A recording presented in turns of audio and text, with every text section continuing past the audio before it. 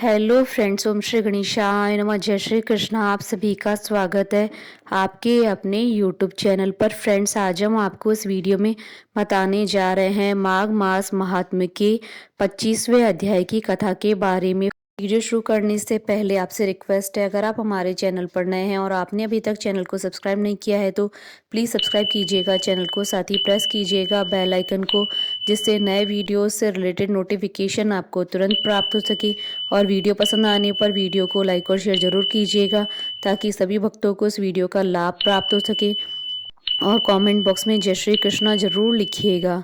माघ मास महात्म्य 25वां अध्याय प्रारंभ। पिशाच कहने लगा कि हे मुनि, केरल देश का ब्राह्मण किस प्रकार मुक्त हुआ, यह कथा कृपा करके विस्तार पूर्वक कहिए। देवदूती कहने लगा, केरल देश में वासु नाम वाला एक वेद पारंगत ब्राह्मण था। उसके बंधुओं ने उसकी भूमि छीन ली, जिससे वह निर्धन और दुखी होकर अपनी जन्मभूमि त्याग कर देश विदेश में घूमता किसी व्याधि से ग्रस्त होकर मृत्यु को प्राप्त हो गया।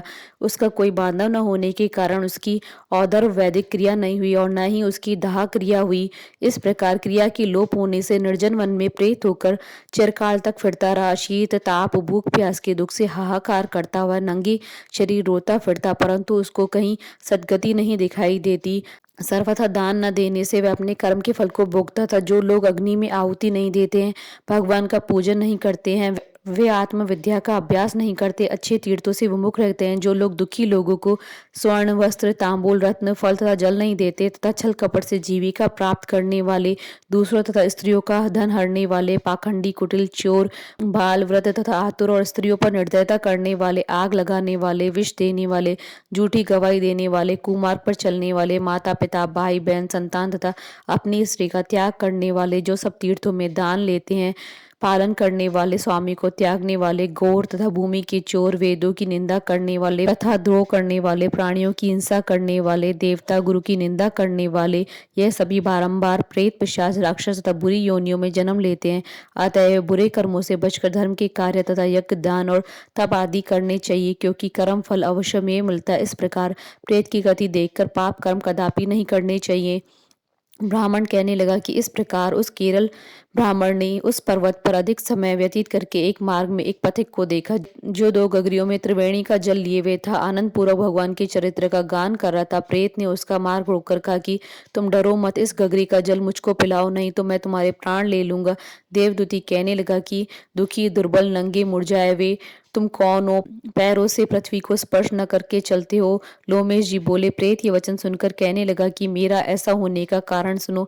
मैंने कभी ब्राह्मणों को दान नहीं दिया, अत्यंत लोभी क्रियाहीन, दूसरे की अन्न से पलने वाला। मैंने कभी किसी को भिक्षा नहीं दी, नहीं दूसरे के दुख से दुखी हुआ। प्यासे प्राणियों को मैंने कभी जल नहीं पिलाया। मैंने कभी छाता जूता दान नहीं किया, नहीं किसी को जल का पात्र पान या औषधि किसी को दी।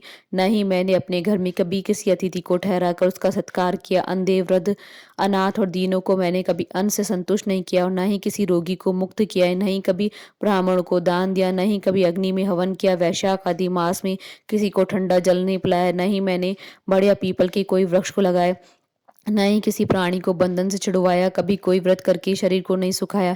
इस कारण मेरा पूर्व जन्म सब बुरे कर्मों में व्यतीत हुआ। मेरे पूर्व जन्म के कर्मों से ही यह मेरी गति हुई है। इस वन में व्याघ्र भेड़ियों से बचा हुआ मांस तथा जंतुओं के खाने से गिरे हुए फल, वृक्षों पर लगे हुए सुंदर फल तथा झरने का सुंदर जल सभी मिलते हैं, परंतु देव इच्छा से मैं कुछ नहीं खा सकता। सर्प की तरह केवल पवन भक्षण करके जीवन व्यतीत करता हूँ। बल बुद्धि मंत्र पुरुषार्थ से लाभ हानि, सुख दुख, विवाह मृत्यु, जीवन भोग रोग तथा वियोग में केवल भाग्य ही कारण होता है। कुरूप मूर्ख कुकर्मी निंदित तथा पराक्रम से हीन मनुष्य ही भाग्य से राज्य को भोगते हैं।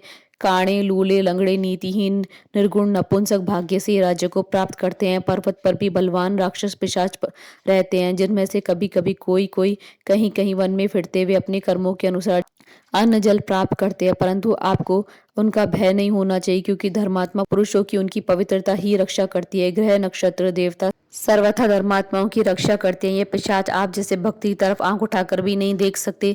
जो नारायण भगवान की भक्ति से पवित्र रहता है, उसको प्रेत पिशाच पूतना कोई बाधा नहीं दे सकते। भूत पेताल पिशाच गंधर्व काकनी शाकनी ग्रह रेवती यज्ञ मात्र ग्रह भयंकर ग्रह कृत्या सर्प, कूष्मांड तथा दूसरे दुष्ट जंतु पवित्र वैष्णव की तरफ देख नहीं सकते, जिसकी जीवा पर गोविंद का नाम, हृदय में वेद तथा श्रुति विद्यमान है, जो पवित्र और दानी है, उसको कभी भय नहीं हो सकता। हे ब्राह्मण, इस प्रकार कर्मों का फल भोगता हुआ मैं यहाँ रहता हूँ, ऐसा सोचकर मैं शोक नहीं करता। एक बार मैं ज्वालनी नदी के किनारे पर गया था। वहां पर घूमते हुए मैंने सारस के वचनों को सुना। इति श्री माघ मास महात्म 25वां अध्याय संपूर्ण। बोलिए भगवान श्री हरि विष्णु जी की जय, सनातन धर्म की जय। हमारे साथ इस वीडियो में अंत तक बने रहने के लिए आपका धन्यवाद। ओम श्री गणेशाय नमः। जय श्री कृष्णा।